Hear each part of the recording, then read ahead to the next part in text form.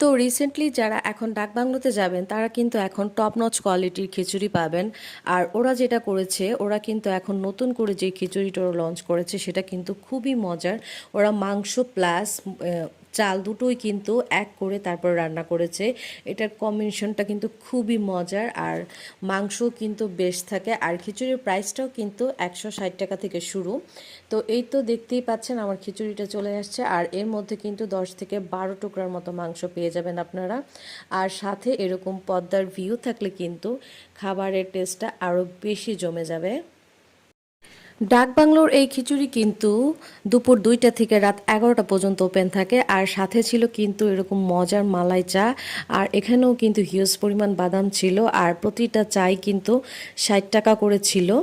তো এই তো খিচুড়িটা আমি আপনাদেরকে কাছ থেকে দেখাচ্ছি, খিচুড়িটা কত বেশি লোভনীয় আর একদমই কিন্তু ঝরঝরে একটা খিচুড়ি। তো ডাকবাংলোতে আসলে অবশ্যই কিন্তু এবার খিচুড়িটা ট্রাই করে দেখবেন।